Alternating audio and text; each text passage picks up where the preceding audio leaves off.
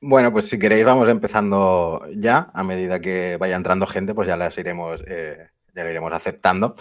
Así que nada, bienvenidos, bienvenidas a esta segunda sesión sobre el curso sobre Mark Fisher y los postcapitalismos. Y hoy vamos a hablar un poco sobre cultura y capital, hedonía depresiva, impotencia reflexiva e imaginarios juveniles bajo la desafección política actual. Eh, si hay gente que ya se haya leído el libro sobre Mark Fisher, Realismo Capitalista, No hay alternativa, muchos de los conceptos que vamos a abordar, que básicamente son el de poslexia, aburrimiento y hedonía depresiva, ya os sonarán. Pero bueno, lo que vamos a intentar ver aquí hoy un poco es cómo se estructuran estos conceptos, cómo se mueven, sobre todo en el ámbito de Internet, que es donde Fisher también se centra un poco en esta idea. Analizaremos un anuncio de Apple, de la campaña de Piensa Diferente, para darnos cuenta de cómo cuando surgió esa campaña se invitaba a pensar diferente, pero en el fondo no dejaba de ser piensa diferente dentro del mismo sistema capitalista. Y algunos memes para entender un poco toda esta lógica.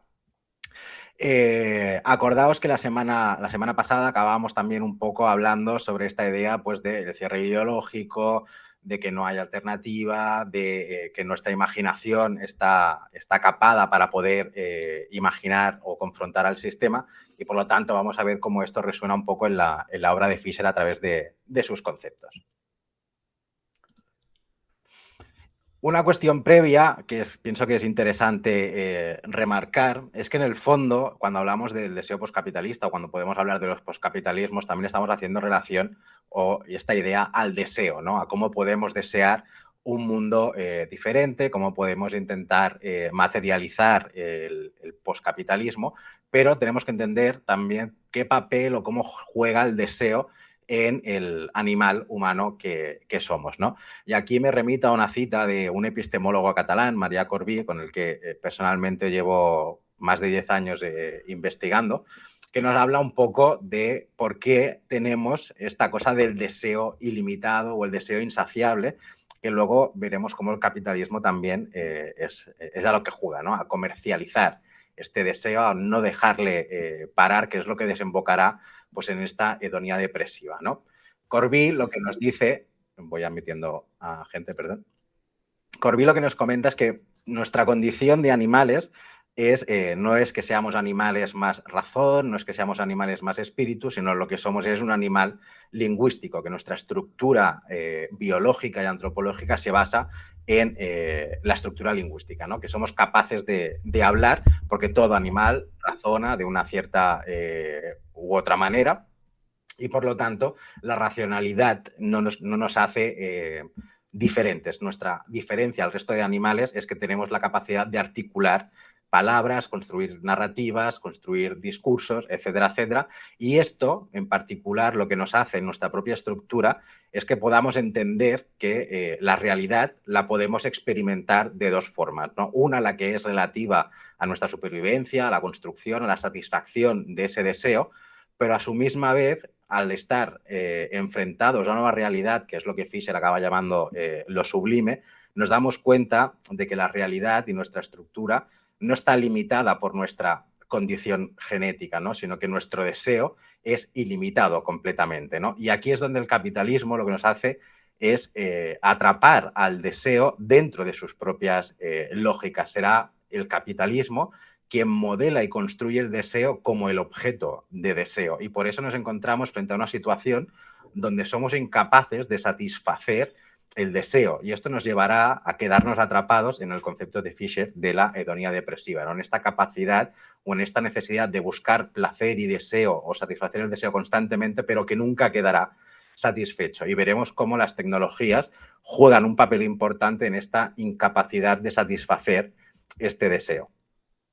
Por eso, dentro del diseño y aplicación tecnológica encontraremos pues, la cultura del meme, el doom scrolling y el contenido fast food para ver cómo muchas generaciones que nos hemos criado y que se están criando dentro de este contenido de Internet quedan atrapados en esta poslexia también, ¿no? En esta incapacidad de pensar, porque nos vamos a quedar simplemente con eslóganes, con discursos, con mensajes muy cortos que ya pensaremos que con esto pues ya tenemos una capacidad de reflexionar y pensar mucho más allá, ¿no? Y luego veremos cómo Fisher también argumenta todas estas cuestiones.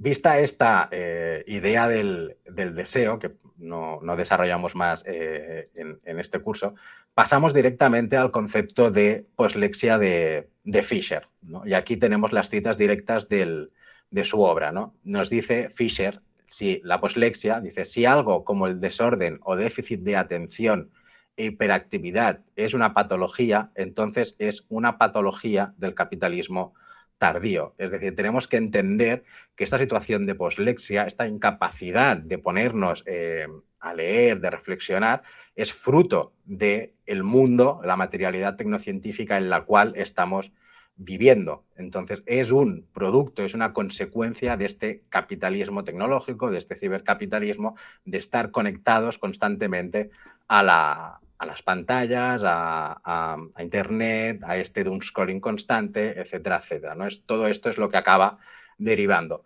Entendemos que Mark Fisher no es un tecnófobo y por lo tanto él buscará la manera de intentar buscar una salida sin renunciar a toda la capacidad científica y tecnológica que la nueva materialidad nos corresponde más allá de las lógicas del capitalismo, ¿no? Que aquí luego podríamos entrar cuando veamos la siguiente sesión ideas de los poscapitalismos, ¿no? Como autoras como Helen Hester o Patricia Reed o incluso Haraway, también plantean una necesidad de mirar al futuro sin la necesidad de renunciar a la tecnología, porque no es que la tecnología haya generado esta situación de poslexia, sino que es el diseño, la implementación de estas tecnologías dentro de los marcos culturales del capitalismo la que genera todo esto, ¿no? Por lo tanto, podemos preguntarnos cómo una tecnología pensada en un poscapitalismo puede evitar que se generen estas condiciones o estas consecuencias de poslexia.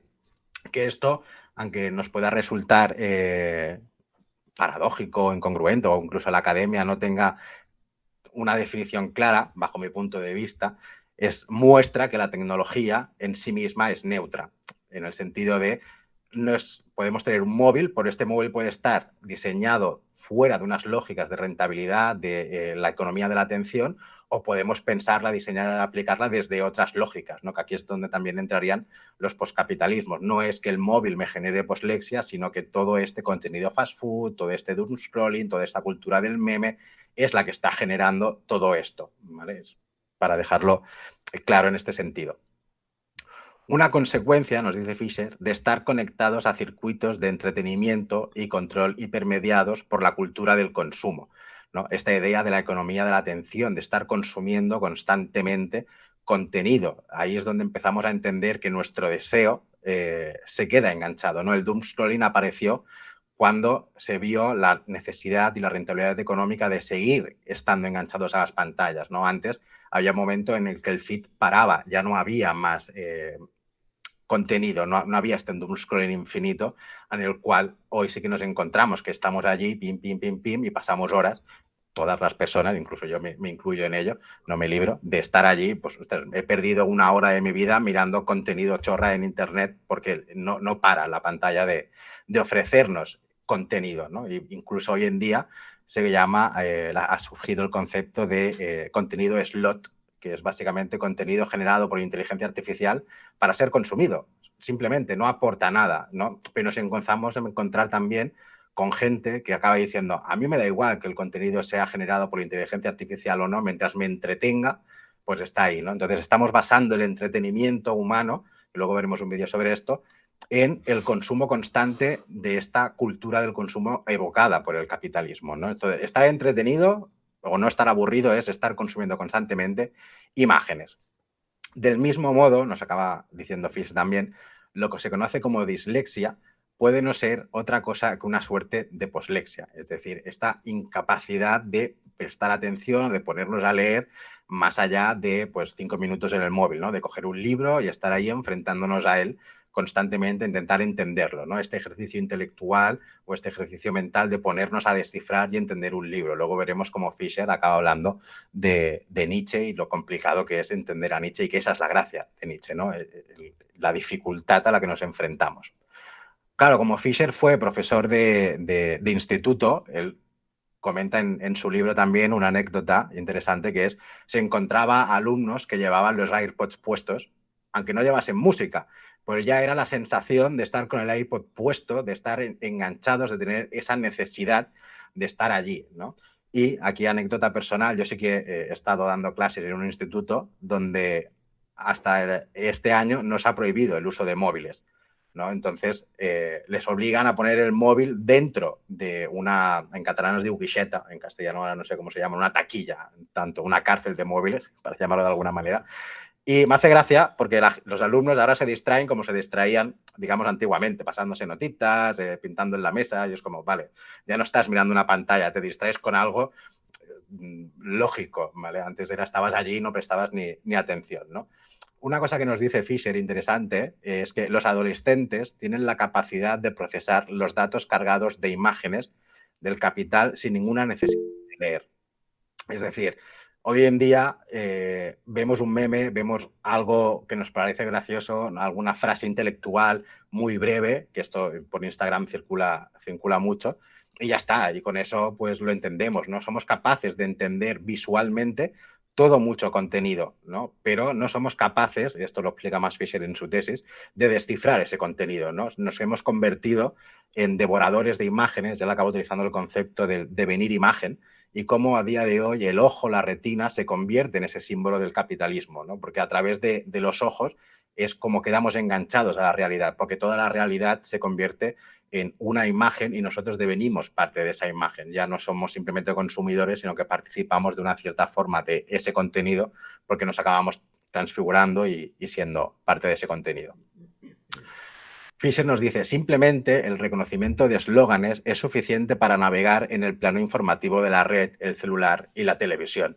Y esto, si vemos cualquier programa a día de hoy de tertulia informativa, vemos, al menos a mí me llama la atención, que hay 5, 6, 7, 8 tertulianos, cada uno tiene sus 2, 3 minutos de intervención, que acaban haciendo eslóganes sobre una noticia y no te acabas enterando de casi nada. Y todos son eslóganes, frases cortas, contenido súper rápido, imitando un poco ese contenido youtuber, ese contenido de Instagram, ese contenido de TikTok, que devora rápidamente y es como avasallamiento de información, avasallamiento de imágenes y nos quedamos ahí, no acabamos de profundizar, ¿no? Y esto nos tendría que llevar a preguntarnos si esta lógica al final es la que ha influido en la propagación de bulos, en que seamos capaces de tragarnos cualquier bulo sin la necesidad o intentar reconfirmar, mirar más allá de esa información. Lo ha dicho Internet, lo ha dicho en YouTube, lo ha leído en Instagram y ahí nos quedamos, ¿no? Pues esta es la situación de poslexia en la cual no solo los jóvenes, sino muchas generaciones ya nos encontramos, ¿no? En esta cosa de, uy, pues he visto en TikTok esto y mira, ya está. Pero a partir de ahora, incluso con todo el problema al cual a mí me gustaría saber qué opinaría Fisher, pero por desgracia no lo podemos hacer, es qué pasa a día de hoy con todo este contenido sintético, todo este contenido artificial que ya está generado por la propia inteligencia artificial, ¿no? O sea, ya no hay un contenido real detrás, sino lo que hay es producto sintético construido constantemente para llenar la red, ¿no? O sea, ¿qué opinaría Fisher de esta idea del Internet muerto o el Internet zombie o como lo queramos llamar? Entonces nos encontramos realmente en esta situación.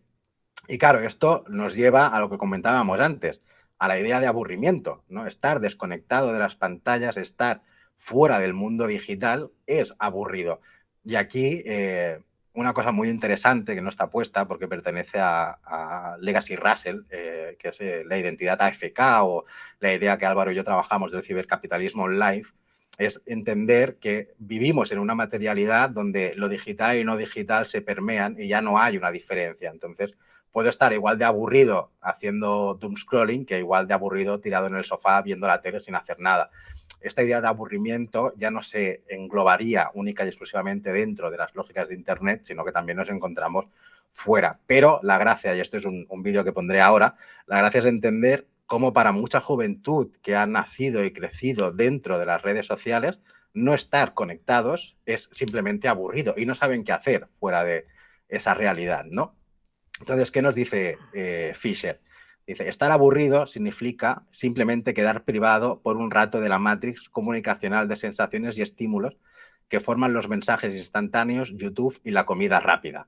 Es decir, estar aburrido es no estar consumiendo, es no estar dentro de esta cultura del consumo, es estar fuera de todo lo que pasa en Internet, ¿no? Y ahora sí que os voy a, no sé si lo podré compartir, a ver si se cambia. No. Os dejo de compartir esto y os pongo otra cosa de un vídeo de hace tiempo, pero que refleja muy bien esta sensación. Espero que lo podáis ver y se pueda escuchar. Vale. Hey, Dad! Could I come inside now? Dawson, you are grounded. No. Well, all my friends tell me that when they're grounded, they're not allowed to go outside. Well, it's different for you because you would rather be inside. Your punishment is to be outside. You need to be a kid. Do something. Well, there's nothing to do out here. There's a lot of things you can do. Like what? Climb a tree, jump a fence. I don't really care. Go ding dong ditch the neighbor. It's so boring. It's not boring. You have to be creative. What? Listen, I used to find stuff to do outside. You did it. Yeah, go throw a stone at something. Do a stone or something? What about our neighbor? No. What do you want to do inside anyways? Just watch YouTube shorts and just take a nap. Dude, that's the problem. No. When we quit bending that thing,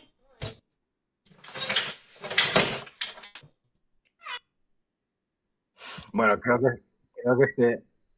que este vídeo refleja bastante bien la situación a la que Fisher alude con la idea del aburrimiento, ¿no? O sea, al menos a mí, cuando me castigaban era, pues te castigo sin salir de casa, porque fuera de casa es donde lo vas a hacer todo y no había internet y es como, si te aburres, pues lee un libro. Y ahora se ha girado, ahora es diferente, ahora es como, te castigo saliendo fuera y desconectándote de la Matrix. Y el niño dice, pues es que esto es aburrido, yo lo que quiero es estar viendo vídeos de YouTube y descansando.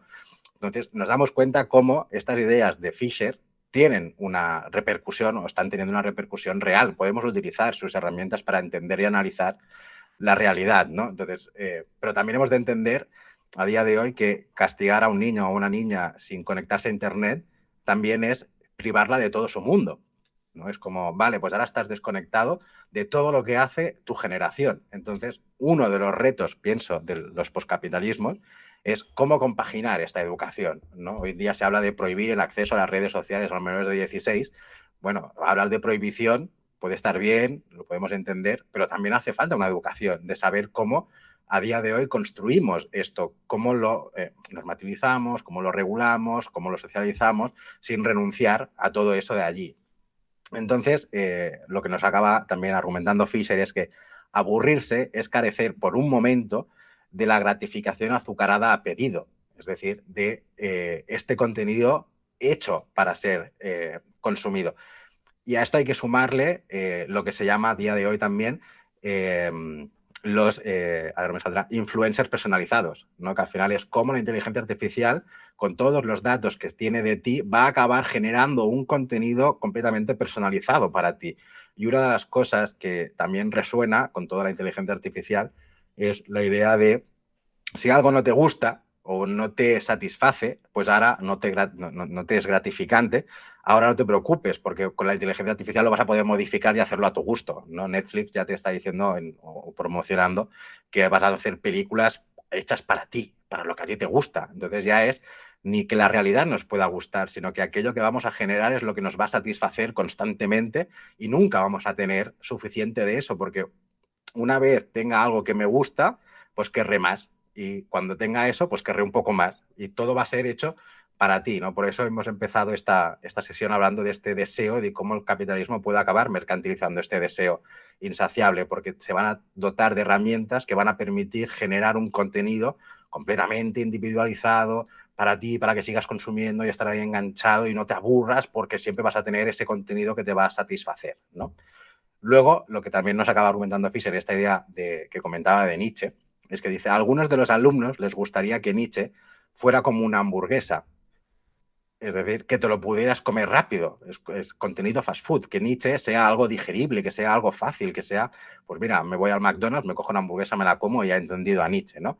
Dice, no logran darse cuenta, y el sistema de consumo en la actualidad alienta este malentendido, de que la indigestibilidad, la dificultad, eso es precisamente Nietzsche, ¿no? Es como, Si tú no tienes esta capacidad, porque tenemos poslexia, de coger el libro de Nietzsche, ponernos a leer, entenderlo, luchar por entender lo que nos está comentando, pues ¿qué voy a hacer? Nietzsche es complicado, ojalá fuera como una pastillita, ojalá fuera un meme que me lo puedo tomar y ya está, ¿no? Y entonces aquí es donde empezamos a entender cómo la cultura del meme, que yo no es que esté ni a favor ni en contra, pero no me gusta mucho, acaba usando el meme en favor de este aburrimiento, de esta poslexia, etcétera, etcétera, ¿no?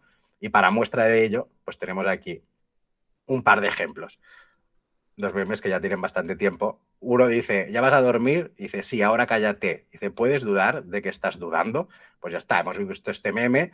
Uy, es verdad, nunca he dudado de que puedo estar dudando ni cosas así. Pues paso al siguiente. No me voy a poner a investigar lo que quiere decir. O sea, toda esta capacidad crítica que nos puede despertar la sociología, la filosofía, el pensamiento crítico, queda simplemente sintetizada en 4 imágenes de un meme y ya está, ¿no? Entonces, tendré una conversación, hostia, ¿has visto el meme este de puedes dudar que estás dudando? Sí, jaja, qué gracioso y ya está, ¿no?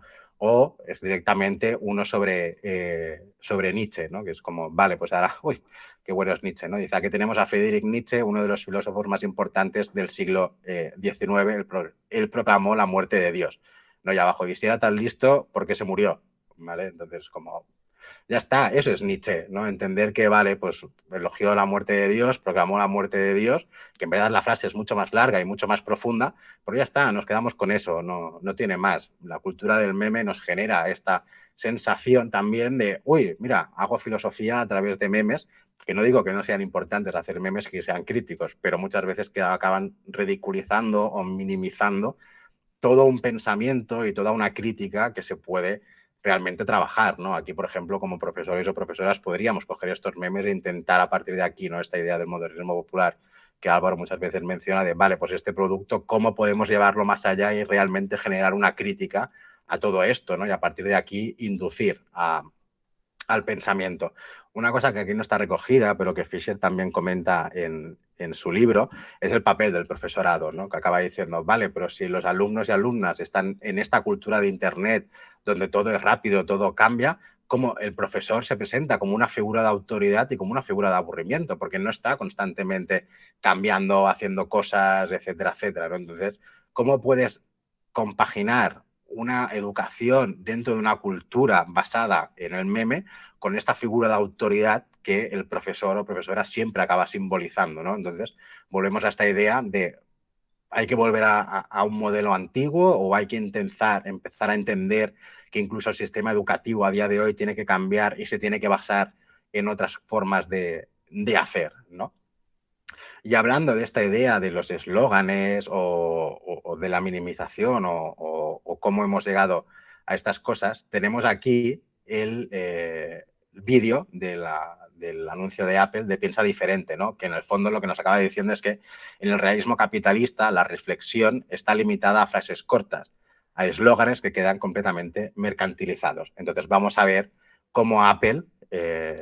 del cual Shoshana Zuboff los elogia, pero en el fondo no deja de ser el mismo capitalismo de siempre, acaba utilizando un mensaje que podría ser realmente muy poscapitalista, el piensa diferente, pero acaba minimizándolo a un piensa diferente en un sentido de, en verdad, consume diferente, no consumas Microsoft, consume Apple.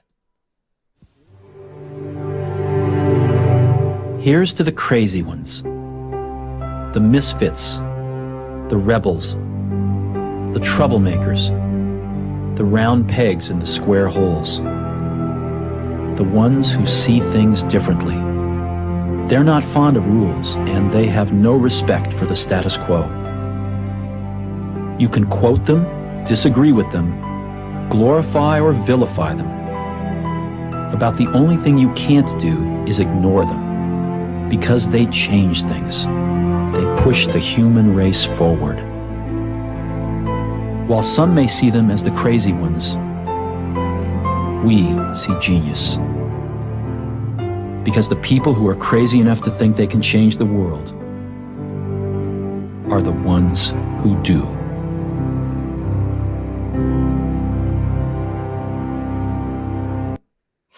Bueno, creo que sobran las palabras para entender cómo Apple acaba cogiendo lo que podría ser todo un discurso de crítica coge a personas que realmente fueron contra del sistema, que intentaron tergiversar el sistema, intentaron cambiarlo, intentaron construir modelos diferentes para decirte, tranquilo, piensa diferente, porque en el fondo Apple es diferente a todo lo que hay, pero no hay un cuestionamiento real de Apple al sistema, no hay un cuestionamiento real de Apple al sistema económico, al sistema de clases. Es decir, Apple lo que hizo fue satisfacer el deseo de una generación que no se veía reconocida con lo que podría haber sido ese capitalismo industrial o el fin de ese capitalismo industrial, ¿no? Toda la generación que empezó a surgir buscaba una nueva identidad, una nueva manera de ser, y Apple simplemente dijo, pues os voy a mercantilizar, os voy a acabar convirtiendo en una marca, en una masa que va a ser la marca de Apple, ¿no? Entonces Apple jugó mucho con la estética, incluso en el tema de los auriculares, ¿no? Todo el mundo llevaba auriculares negros y Apple dijo, pues los voy a llevar blancos.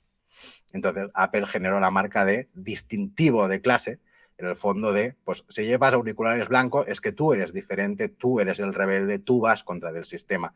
Pero no, en el fondo estás sometido dentro de las mismas propias lógicas de todo lo que se está produciendo. Simplemente has cambiado una marca por otra, has dejado de pensar como IBM y como Microsoft para pensar como piensa Apple. Pero no hay ningún cambio real, ¿no? Es la muestra clara de este realismo capitalista en el cual luego Fisher se acaba afianzando, ¿no? Apple es la marca, es la idea perfecta también de este realismo capitalista de, bueno, tranquilo, cambia de marca, ya está, no pasa nada. Y en este sentido nos preguntamos por qué nos es imposible pensar o cuestionar el sistema. Si estamos sometidos pues, a esta poslexia, a este aburrimiento, a esta cultura del meme, a este doomscrolling, vemos cómo las marcas se revelan y se presentan realmente como ese contra del sistema, pero dentro del propio sistema, nuestra capacidad de imaginar, como vimos también la semana pasada, se ve capada, ¿no? No somos capaces de mirar más allá de ese mundo, porque pensaremos igualmente dentro de las propias lógicas, ¿no? Y aquí el poscapitalismo, los poscapitalismos sí que son más disruptivos o tendrían que ser completamente disruptivos con toda la estructura y con todo el sistema que hay. No es pensar una manera diferente de vivir, sino es una manera diferente de producir, de ser, de estar en el mundo, un sistema completamente diferente. No es parchear el sistema como hace la socialdemocracia, ¿no? Que en el fondo es, bueno, pues voy concediendo favores a la clase trabajadora para que no haya tantas quejas, pero seguimos dentro de las mismas lógicas. No hay una ruptura radical de todo esto, ¿no? Esto ya nos lo explicó Álvaro la semana pasada cuando habló pues, de Margaret Thatcher y el auge del neoliberalismo y cómo todo eso supuso la imposición realmente del realismo capitalista. Por último, y para ir acabando, ya sí que nos centramos un poco más en este concepto de la impotencia reflexiva, ¿no? Que lo que Fisher nos dice es la impotencia reflexiva, este resultado evidente, la desafección política o el descompromiso político, según mi hipótesis, la de Fisher, no es una cuestión de apatía o cinismo, sino de impotencia reflexiva. Los estudiantes del Reino Unido, y pienso que actualmente casi todos los estudiantes de todas las generaciones, son conscientes de que las cosas andan mal. Obviamente, todo el mundo sabemos que el mundo se está yendo directamente a la mierda y que los auges del fascismo y del sistema de derechas lo están ganando todo, pero más aún son conscientes de que ellos no pueden hacer nada al respecto. ¿Por qué? Porque mucha gente piensa que el mundo es así, que las cosas son así y que siempre van a seguir siendo igual. Incluso cuando les invitas a cuestionar el sistema, te acaban argumentando, que yo me lo he encontrado, ¿y para qué me sirve a mí cuestionar todo el sistema? Bueno, pues para darte cuenta de que el sistema no deja de ser pues lo que es un realismo capitalista, una naturalización de toda una ideología que interiorizamos de tal manera que ni la cuestionamos porque pensamos que es lo natural, que es lo real, que es lo que funciona y lo que siempre ha funcionado, ¿no? Se nos presenta este capitalismo de una manera completamente ahistórica, sin entender, bueno, que todo es un proceso, que es un surgir y que son unas ideas que pensamos que siempre han sido así, pero no por ello el futuro tiene que seguir siendo de esta manera, ¿no? Entonces nos encontramos en esta incapacidad de pensar y cuestionarse el sistema tanto individual como colectivamente, dando razón a la frase de es más fácil imaginar el fin del mundo, del cual ya hemos visto que tenemos un montón de imágenes, que el fin del capitalismo, ¿no? Porque estamos faltos de estas utopías, de esta construcción de sistemas que hay. Incluso haciendo una crítica a todas estas ideas de lo xeno o lo xenoperformativo, etcétera, etcétera, que no dejan de ser performatividades de esa futurabilidad o de ese futuro que puede ser posible. Pues la cuestión radical, bajo mi punto de vista, es cómo llegamos a materializar todo eso, porque si continuamos en la performatividad del futuro, caeremos en la idea del capitalismo ciencia ficción porque el capitalismo se apoderará de ese futuro, te lo acabará rentabilizando, etcétera, etcétera. Entonces, ya no es simplemente esa capacidad de imaginar futuros, sino también de cómo realizar esos futuros y no quedarnos simplemente en la idea. Ay, lo estaba cambiando de no era, perdón. Y por último, tenemos aquí otro meme, ¿no? Cuando lees una página una y otra vez porque siempre te distraes, ¿no? Acabas ahí en plan como un esqueleto. Entonces, para acabar y darle paso a Álvaro, la cosa aquí no es estar faltos de imaginarios utópicos, porque podemos encontrar, y ya vimos que hay, sino de la imposibilidad de imaginarlos y construirlos en contraposición al capitalismo o al cibercapitalismo. Las cosas están mal, pero ¿qué puedo hacer yo para cambiarlas? Otra consecuencia de esta individualización del cibercapitalismo, pensar que todo acaba siendo de una cosa individual, cuando tendría que ser un acto colectivo, ¿no? La semana pasada me parece que fue Carlos quien acabó diciendo, vale, pero necesitamos a una persona revolucionaria, volvemos a caer en esta idea del individualismo, necesitamos que sea el conjunto de la clase trabajadora, el conjunto de las clases oprimidas, quienes realmente se pongan a generar este poscapitalismo, ¿no? Pensar que la solución es una cosa individual, cuando en verdad la construcción de proyectos de valor poscapitalistas son, por nuestra naturaleza simbiótica y de animal, de que vivimos de manera gregaria, colectivos, ¿no? El individualismo no deja de ser también una idea propia del neoliberalismo, del capitalismo, que hemos interiorizado y pensamos pues, que el individuo o la individualidad por sí misma ya es suficiente, ¿no? Nos aburre ponernos a leer, somos posléxicos dentro de la cultura del meme y la hiperconectividad, estamos hiperindividualizados y somos incapaces de imaginar proyectos de vida colectivos poscapitalistas. La consecuencia de todo esto pues no deja de ser nuevamente la hedonía depresiva, ¿no? Esta capacidad de buscar y construir algo sin que llegue a satisfacernos nunca, pero ahí estamos. Entonces, yo lo dejo aquí y ahora Álvaro ya continuará con su parte.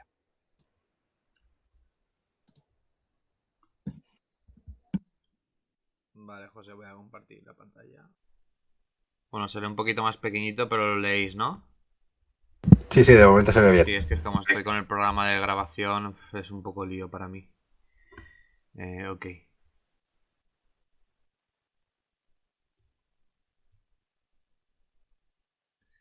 Vale.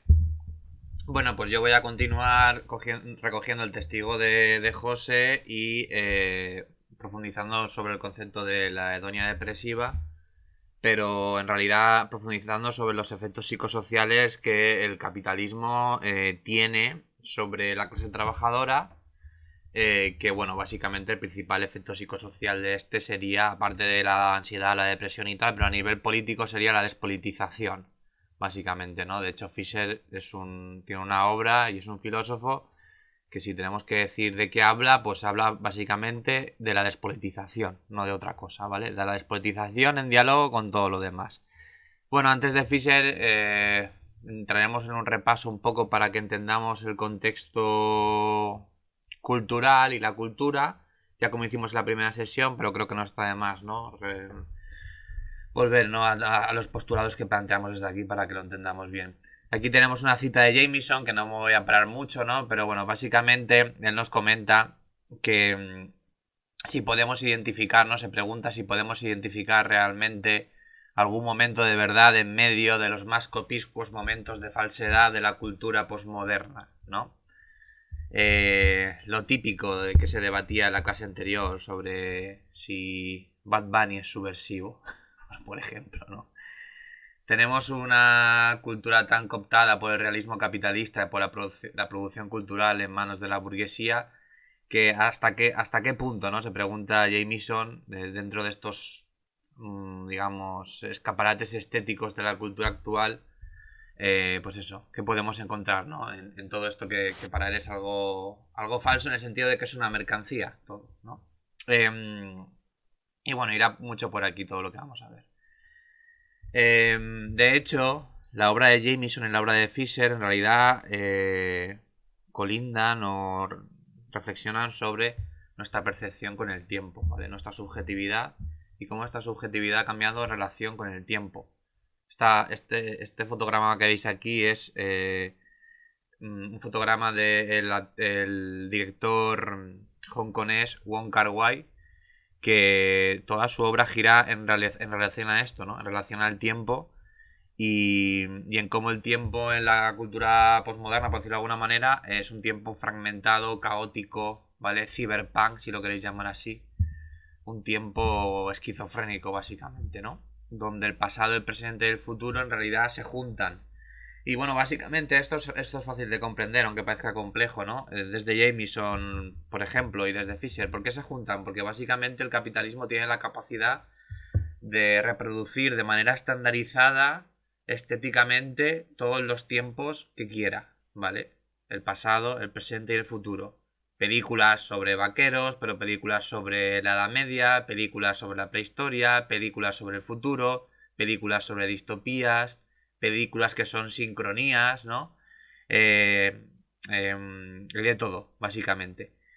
Pero lo que hay en realidad es como una estética temporal, no sé si me entendéis, ¿no? Y no obviamente un viaje al tiempo ni nada de esto, pero para que me entendáis, ¿no? Que hay una relación con esta dimensión temporal. Entonces vivimos una época extraña en cuanto a nuestra relación subjetiva con el tiempo, porque además esta relación con ese tiempo pasado, presente y futuro, como si fuera accesible a través del capitalismo, lo que nos hace, ¿no? Es interiorizar que vivimos en un tiempo actualmente que es inevitable, básicamente, ¿no? Y esto, claro, nos hace preguntarnos dos cosas, que son dos cosas que también se pregunta Fisher. No existe una autonomía en nuestra acción, es decir, ¿qué acción tenemos, ¿no? O sea, qué capacidad de acción tenemos como sujetos, ¿vale? A nivel político, frente a la historia y frente al contexto actual. Y luego, ¿cuáles son los grilletes que nos sujetan a una desafección política del todo irracional, que niega el dinamismo y el cambio inherente a las sociedades, ¿no? Que esto sería como una premisa. Claro, Jameson y Fisher, que obviamente parte del materialismo histórico en sus análisis, están todo el rato diciendo, vamos a ver, se supone que ya hemos entendido que la historia es un continuo devenir, que la lucha de clases es el motor de la historia, que la historia cambia, que la historia es puro dinamismo y en general las sociedades, ¿no? Cambian, etc. Entonces, ¿por qué estamos tan empeñados en que la historia actual es una especie de presente etéreo, ¿no? Que esto es muy irracional, ¿no? Dicen ellos, esto es un efecto cultural, pero que es puramente irracional. ¿Por qué? Porque hemos perdido nuestra capacidad histórica, ¿no? Entonces, esto es importante comprender y entonces para ir quizá a la definición de Jameson sobre cultura, ¿no? Para Jameson la cultura es una relación entre las estructuras económicas, sociales y políticas de un tiempo sociohistórico concreto. Es decir, las nociones que hablan de cultura como un ente abstracto e independiente de lo material son profundamente erróneas, ¿vale? La cultura no brota en el aire porque sí, sino que es algo que está en dialéctica con la forma que tenemos de producir, de organizarnos, de reproducir la vida social, ¿vale? Entonces, claro, la cultura y todas sus expresiones están estrechamente vinculadas a las condiciones de producción y de reproducción de la vida, básicamente. Por tanto, en el capitalismo la cultura será un reflejo fantasmático. Fantasmático en el sentido de que la cultura es verdad, ¿no? Que una canción, una película, un libro, ¿no? Genera ideas, ¿no? Generan cosas que no son materiales. A eso se refiere Jameson con fantasmático. Pero aún así, y por eso dice, ¿no? En ocasiones alzado en el plano de la idea y el pensamiento. Pero, aún así, pero siempre proyectado desde el capital y las relaciones que conforma el capitalismo. Es decir, bueno, vale, sí es verdad que genera ideas, genera proyecciones, narrativas como visiones que incluso pueden, ¿no? Influir en cómo actuamos en la vida, pero no deja de ser, estos pensamientos surgen obviamente de la producción cultural, del modo que tenemos de organizarlos, ¿no?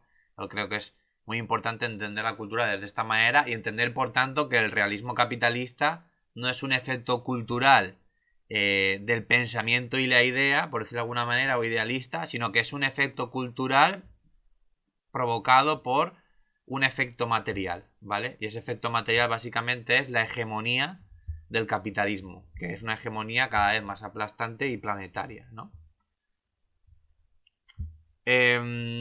Aquí Jameson empieza a comentarnos, ¿no? un poquito cuál es la historia para él de la cultura en el capitalismo, ¿vale? Y cómo va evolucionando y nos va llevando hacia el realismo capitalista, ¿vale? Por ejemplo, Jameson en el postmodernismo lo que nos dice es que la historicidad, ¿no? Y la realidad se disuelven en una especie de ficción presentista, que es lo que os he dicho antes, ¿no? La producción cultural del capitalismo ya tiene tanta fuerza que ha incluido en su interior todas las estéticas y todas las ramas culturales y las ha mercantilizado, incluido el modernismo, que para Jameson y para Adorno y Horkheimer, por ejemplo, ¿no? Sí que tenía un caliz subversivo digamos, en la época que surge, ¿no? Y antes de eso el realismo también, ¿no? Pero en la actualidad, Jameson habla en el 91 cuando escribe el libro, ¿vale? De la lógica cultural del capitalismo tardío y tal, que esto, aunque hayan expresiones del modernismo y tal en la cultura y puedes acceder a ellas, está todo tan, digamos, hegemonizado por el capitalismo que no tienen una capacidad subversiva, ¿no? Es lo típico que Jameson habla del pastiche, ¿no? El pastiche básicamente es de, bueno, una mezcla de estéticas, de formas, de estilos, bueno, y ni siquiera mezcla, sino de una conjunción. No puedes acceder a todo esto, pero puedes acceder a todo esto a través de la mercancía, una relación mercantil, ¿no? Entonces la capacidad subversiva que tiene la cultura pues se reduce muchísimo, básicamente. Entonces aquí lo que ocurre es que el tiempo queda atrapado, básicamente, ¿no? El pasado pierde su memoria y su profundidad y la cultura se transforma en un simple mapa espacial, que es lo que nos dice Jameson, ¿no? Que está muy pesado también con la dimensión espacial. ¿Por qué? Porque hay solo dimensión espacial ya, porque ya no hay dimensión temporal, porque hemos perdido la capacidad de pensar históricamente, claro. Donde los signos muestran un objeto desprovisto de significado, todo es una mercancía, ¿no? Entonces aquí ya, claro, cuando Jameson plantea esto, que es antes de Fisher, pues obviamente la pregunta de Fisher, la primera que se hace es esta, que es obvio. Vale, Jameson, me estás comentando esto, ¿no? Entonces, ¿que no hay alternativa o sí? Porque claro, lo que me comentas es en plan una derrota material, pero que a nivel ideológico y cultural es muy, muy bestia, ¿no? Y entendiendo este contexto, creo que es fundamental entender ahora cuando hablamos del malestar psicológico, ¿no? Seguramente hayan datos más actuales, porque estos son de 2023, pero bueno, nos sirven porque no creo que hayan disminuido, sino seguramente habrán empeorado, ¿vale? Son de 2023 porque esto es del curso del año pasado, ¿no? Y tal. Bueno, los leo muy rápidamente, aquí tampoco me voy a parar mucho, ¿vale? Pero para que veamos un poco, cuando hablamos de la problemática de la salud mental o del malestar psicológico, pues es una problemática tremendísima, ¿no? A nivel global, según la Organización Mundial de la Salud, un 7% de la población mundial tiene ansiedad y un 5% de la población mundial depresión, ¿vale? Y estos estudios de la Organización Mundial de la Salud indican que a partir del COVID aumentó, ¿no? Esta estadística. Luego el impacto en jóvenes, que es quizá también algo más alarmante, es que en jóvenes siempre más o menos es el doble que la media mundial, ¿no? La ansiedad afecta entre un 10 y un 12% y la depresión entre un 7 y un 9%. En España, de hecho, porcentajes más altos incluso. 15% de ansiedad y 10% de depresión. Y en jóvenes en jóvenes españoles, quiero decir, más altos incluso. La ansiedad un 18% y la depresión un 12%, ¿vale? En estos informes que se hacen, de hecho, el informe de España no lo he puesto aquí, pero es de un estudio que leí de la Universidad Carlos III, un estudio a nivel estatal que hicieron, y comentaban, obviamente, eso, ¿no? Que, bueno, que los factores que los jóvenes destacaban eran estrés académico, precariedad laboral, preocupaciones sociales, yo qué sé, rupturas de pareja, problemas familiares, etcétera, etcétera, ¿no? Bien, sin más, es un poco para hacernos un mapa, ¿no? Político, o sea, perdón, político, no, de estadístico, socioestadístico de la problemática de ese malestar psicológico, la salud mental, que se habla mucho en la opinión pública y en general. Pero, y aquí aviso ya, ¿no? Nosotros no nos vamos a enfocar tanto en el ámbito psicológico, porque obviamente no somos psicólogos, sino nos vamos a enfocar en el ámbito cultural político. Es decir, ¿qué implicaciones tiene esto a nivel cultural político?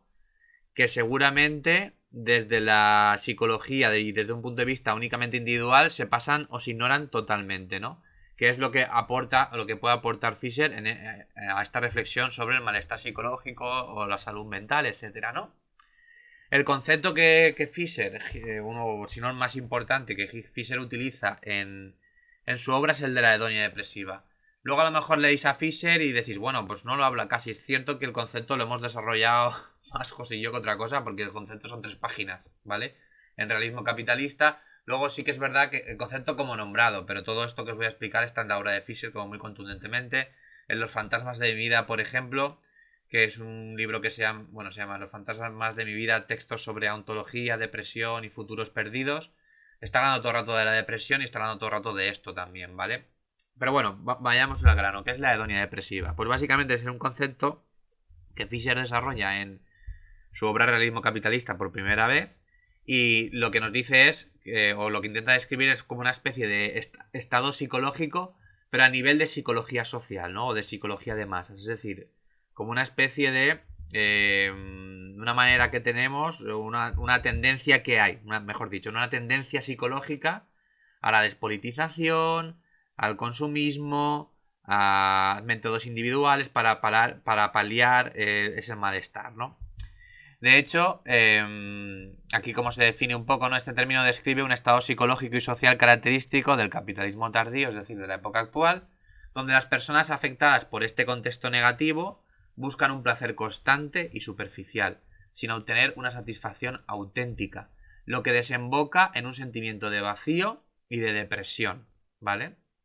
Este fenómeno está relacionado con lo que ha dicho José, el doom scrolling, la impotencia reflexiva y sobre todo, y esto es súper importante, lo más importante es que está relacionado con la sensación que hemos hablado antes, de que explica Jameson, ¿no? La sensación de que no hay alternativa ni futuro al realismo capitalista, ¿no? Esa sensación de que no vivimos ya en un ámbito histórico, que vivimos una especie de presente eterno, que la historia se ha paralizado, que el capitalismo es la manera natural, más coherente y común y que va a seguir así por los tiempos de los tiempos.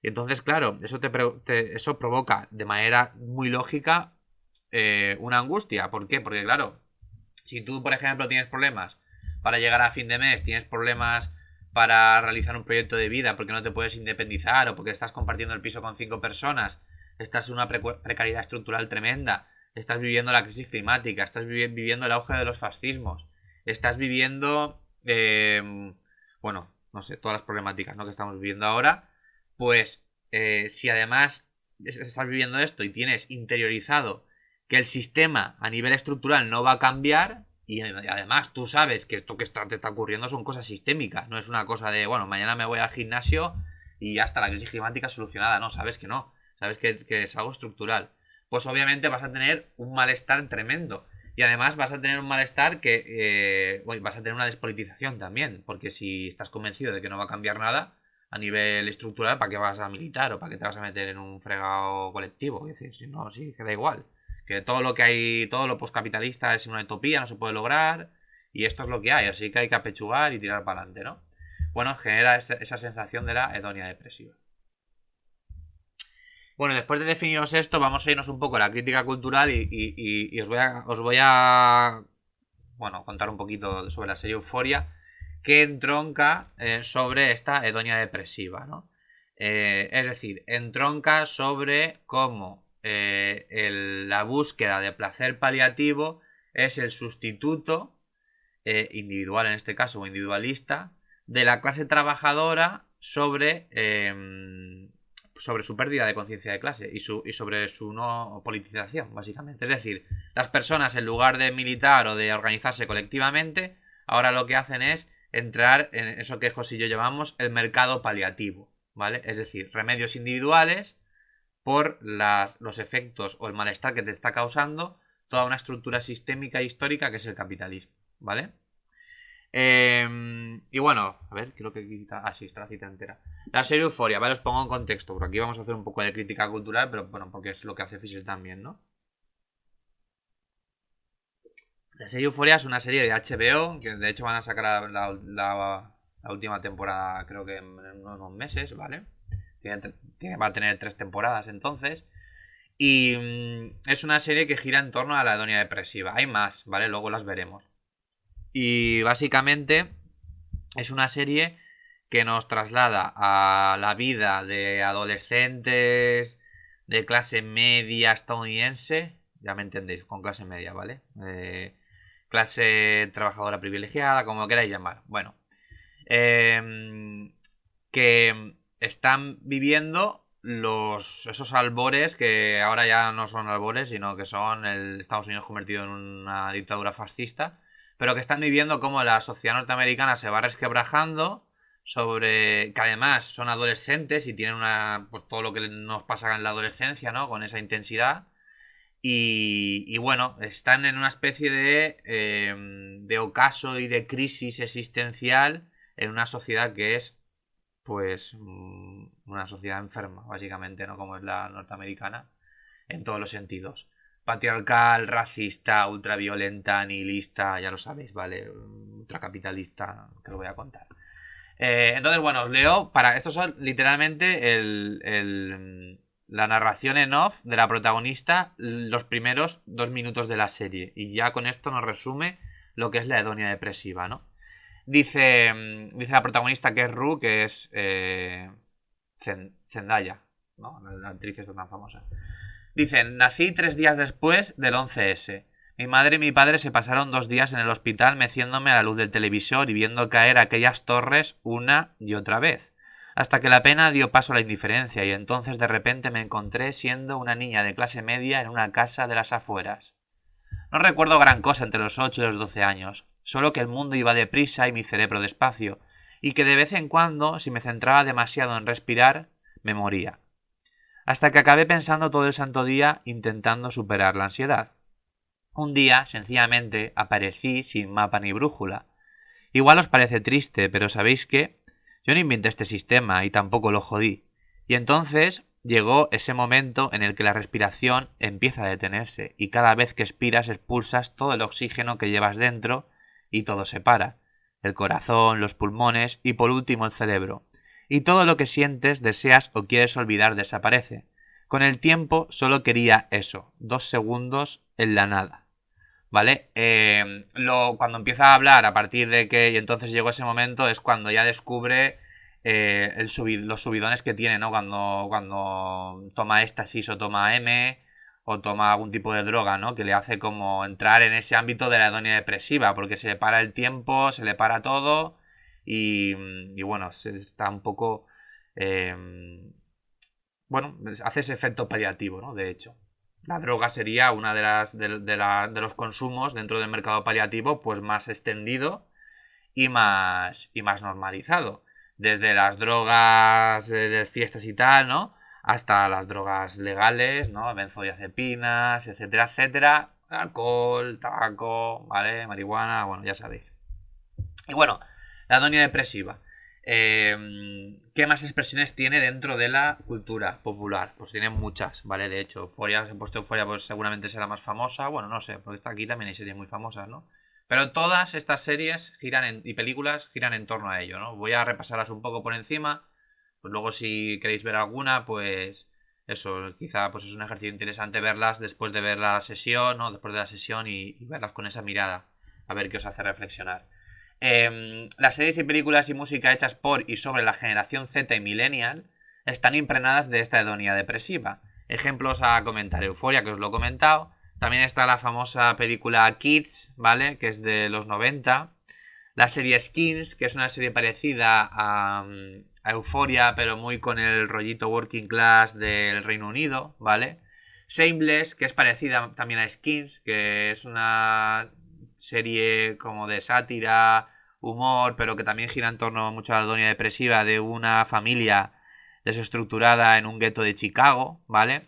Está, por ejemplo, también Normal People, una serie diferente, ¿no? Sí que es verdad que es una serie de amor, ¿vale? El chico es de clase trabajadora, la chica es una rica, básicamente, pero sí que se ve mucho todo eso que los sociólogos de la modernidad han estudiado, ¿no? Sobre la sociedad líquida, sobre la incertidumbre, sobre todo esto, ¿no? Y cómo nos afecta. Luego tenemos la película Generación Low Cost, ¿vale? Que no os he dicho los fotogramas, ¿vale? Normal People es estos 2 chicos en la cama, es Normal People.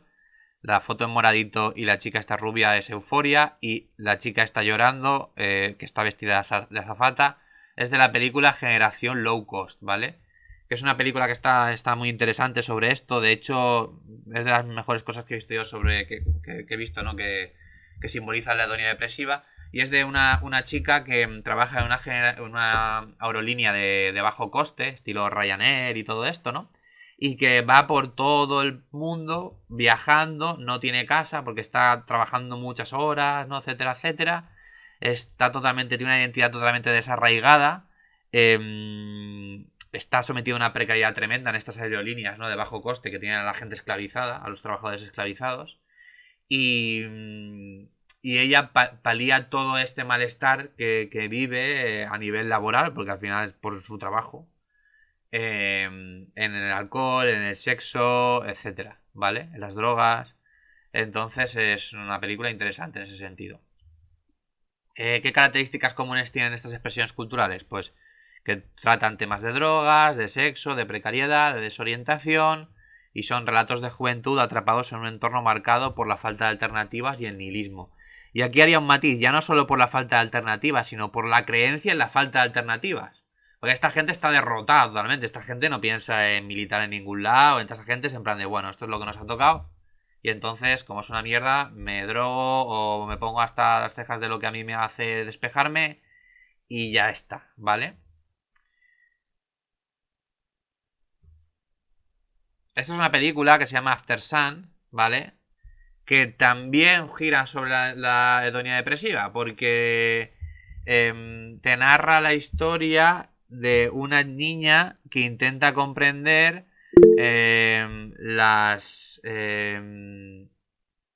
pues bueno, los recovecos psicológicos de su padre, ¿vale? Que estaba sumido en una depresión cuando era joven. Y era joven, guapo, simpático, inteligente, y aún así sufría una congoja, ¿no? Dentro de esta... no, esto que podemos llamar la hedonia depresiva. Pero bueno, yo creo que es interesante también esta película, o ver estas películas de nuevo, ¿no? Comprenderlas desde un punto de vista... o sea, desde esta mirada, no desde un punto de vista, ¿no? Sino desde esta mirada, teniendo este concepto de Fisher en mente, básicamente, ¿no? ¿Qué ocurre con esto, no? Pues que todas estas historias son ejemplos de cómo la industria cultural capta ese desasosiego, ¿no? Ese grito de los jóvenes que están en un tiempo actual, en un tiempo político donde no creen en una alternativa. Y entonces esto pasa por alto muchas veces, ¿no? Bueno, los ritmos de vida muy altos, uy, las redes sociales, uy, el no sé qué, pero en realidad, según Fisher, ¿no? Pues el principal motor que causa esta epidemia de depresión y ansiedad es que es el capitalismo. O sea, son los efectos del capitalismo, ¿no? A nivel psicológico. Y esto se ha invisibilizado. Se invisibiliza, se aborda desde un punto de vista individual, pero en realidad lo que se nos está causando un malestar psicológico es el sistema en el que vivimos, ¿no? Que es un sistema dañino para la clase trabajadora a nivel psicológico, ¿vale?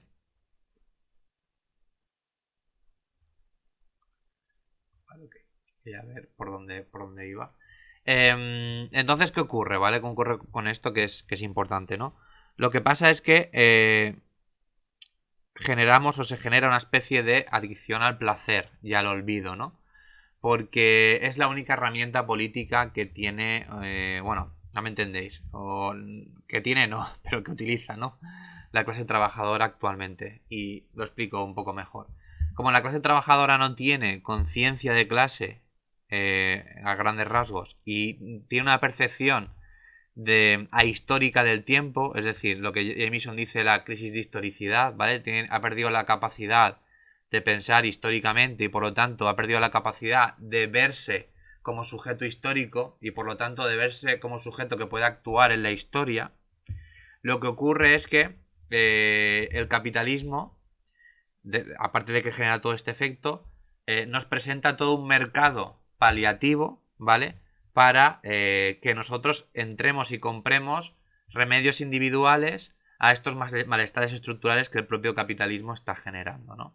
Y eso genera un ciclo que es el ciclo de la hedonia depresiva, ¿no? De adicción al placer y al olvido, pero como ha dicho José, que nunca se satisface. Porque claro, estamos hablando de que el problema que nosotros tenemos es un problema sistémico, es el problema que causa históricamente o que oprime históricamente a la clase trabajadora en el seno del capitalismo. Si no se soluciona ese problema, si no conseguimos una sociedad pues capitalista, por decirlo de alguna manera, todo este tipo de malestares psicológicos van a estar presentes, con mayor o menor intensidad, obviamente, ¿vale? No es lo mismo vivir en la época que vivimos ahora que vivir en la época, no sé, lo digo ahora, por ejemplo, con el auge del fascismo, que vivir en una época donde hayan, al menos en Occidente, menos convulsiones, ¿no? Políticas.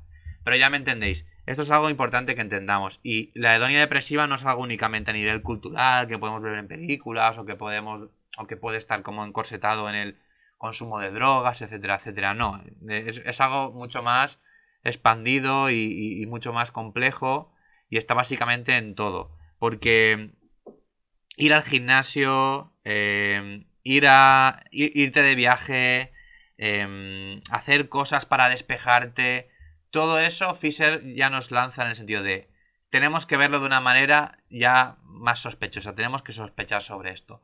¿Por qué hay una fiebre de gente que va al gimnasio? ¿Por qué hay una fiebre de gente que quiere irse de viaje, sobre todo en Occidente, subirlo a Instagram, mostrarlo? ¿Por qué hay gente, ¿no? Una oleada de gente, ¿no? que ha estructurado su vida en trabajar de lunes a viernes, aunque sea muy infeliz, y luego intentar buscar escapes muy concretos dentro de la sociedad de consumo que palian o que intentan no pensar, que intentan llevarnos a la evasión, etcétera, etcétera, ¿no? Porque toda hay una industria dentro de la sociedad en consumo que nos lleva únicamente a eso, a la hedonia depresiva, a paliar únicamente nuestros efectos psicológicos. Y si ya ni hablar de toda la industria farmacológica, con las benzodiazepinas, los antidepresivos, etcétera, etcétera, que además, ¿no?, nos ayudan a ser productivos, a seguir en esta rueda, porque en principio, a nivel sistémico, tenemos la creencia de que no se puede hacer nada, ¿no? Entonces, Fisher ya nos lanza esto, ¿no? De, bueno, ¿por qué estamos aquí? Porque hay mucha gente ya simplemente entrando en estos mercados, en estos discursos individualistas, donde nos están vendiendo básicamente un remedio, bueno, que no es un remedio, ya me entendéis. Nos están vendiendo un remedio que nos esclaviza cada vez más y más, ¿no? Y que no va a ir a los males estructurales que lo está causando. Entonces, ¿qué nos dice este síntoma de la hedonia depresiva, básicamente? Pues para empezar, que el realismo capitalista explota su propia derivación emocional a través de la industria cultural, ¿no? Es decir, Euforia, todas las series y películas que he visto, que os he presentado, etcétera, etcétera. Todo esto lo que nos presenta básicamente es una instrumentalización y una mercantilización incluso del malestar que el propio capitalismo está generando. Y me explico. ¿Por qué Euforia o estas películas son películas? De hecho, Euforia es de las series más vistas de la historia. ¿Por qué? Porque está plasmando lo que la gente está sintiendo, ¿no? Y la gente se ve autoidentificada. Y el capitalismo lo que hace es, vale, genial, si te estás sintiendo así me parece genial. Yo te lo voy a coger y te voy a meter en una serie y la voy a mercantilizar. Y la voy a convertir en un producto de mercado, ¿no?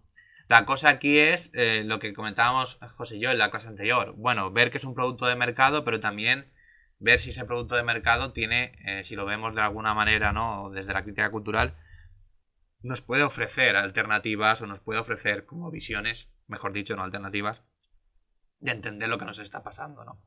Es decir, y me lo explico mejor, puedes ver Euforia como una serie comercial que habla de adolescentes estadounidenses y que no te importe, o puedes acercarte a Euforia e intentar pensar cómo ese producto cultural está dialogando con la historia, con la clase trabajadora, con el contexto actual. Y entonces seguramente ahí, no en todas las series, porque hay series que son, quiero decir, basura en el sentido discursivo, pero si la serie tiene como un pozo como el de Euforia, que es interesante, pues nos puede hacer reflexionar muchísimo, ¿no? Y además utilizarla, explicándola, para que la gente que accede a ella, que es la mayoría de la clase trabajadora, porque insisto, la de millones de personas, pues puedan verla de una manera y puedan también levantar ciertas conciencias, ¿no?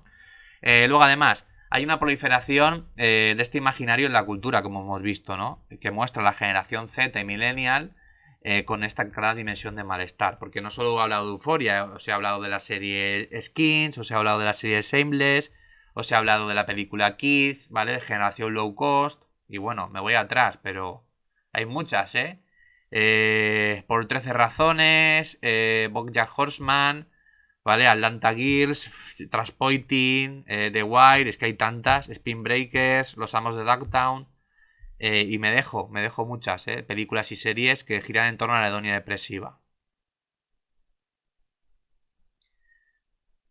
Entonces, y por ir ya concretando y acabando, y si queréis ya podemos comentar cosas, ¿no? Este estado de hedonia depresiva lo que hace es generar un reflejo, o es un reflejo de la falta de emancipación política y el de opciones de cambio de la clase trabajadora, obviamente, ¿no? O sea, la hedonia depresiva triunfa tanto a nivel de discurso cultural como a nivel de remedio político individualista dentro de la clase trabajadora despolitizada, porque la clase trabajadora no tiene y no cree en opciones de cambio, ¿vale? A gran escala, me refiero. Evidentemente no es que no haya gente intentándolo, pero a gran escala.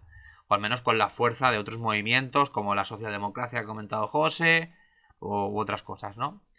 Y entonces Fischer lo que nos comenta es que tenemos que conectar con ese deseo diferente, ¿no? Que mueva políticamente nuestras conciencias y acciones de nuevo, ese deseo poscapitalista, etcétera, etcétera, ¿no? Que ya lo veremos en la siguiente clase, ¿no? Pero por nombrarlo pues lo he puesto también, ¿no? Y luego en el plano cultural, ¿qué podemos hacer? Que quizá esto sea como lo más importante, ¿no? Pues claro, lo que nos ocurre es que, para empezar, hay una pérdida de claridad realista en el capitalismo tardío, ¿no? Donde la estructura económica, la estructura material se ha vuelto invisible, básicamente, ¿no? Lo que decía José, que el capitalismo se presenta como una segunda naturaleza, como algo que no puede cambiar, como algo ahistórico, ¿no? Entonces eso es, primero tenemos que tener en cuenta eso. Luego, ¿esto qué genera? Obviamente genera que el capitalismo domine la cultura. Siempre la ha dominado, pero entendernos, tiene una hegemonía más grande que nunca, ¿no? Y esto impide una crítica externa a nivel cultural que impulse el cambio, ¿vale? ¿Qué propone Jameson, por ejemplo? Pues Jameson propone recuperar la conciencia histórica a través del materialismo histórico, ¿no? Hacer crítica cultural y acercarse a las formas culturales a través, obviamente, del materialismo histórico, pues eso, poniéndolas en dialéctica con su tiempo histórico, su relación dentro de la lucha de clases, etcétera, etcétera. Luego, además, hay que tener en cuenta que es necesario resistir la lógica del presente y el fin de la historia, ¿vale? Construyendo una visión política y dinámica, es decir, esto sería más político.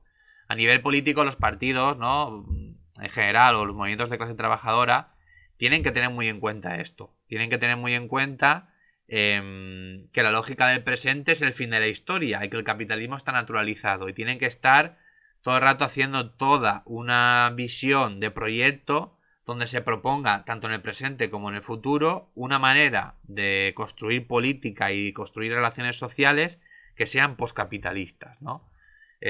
José lo ha comentado antes, ¿no? La socialdemocracia con sus reformas, etcétera, etcétera, ni siquiera cuestiona esto. La socialdemocracia ni siquiera cuestiona el fin de la historia.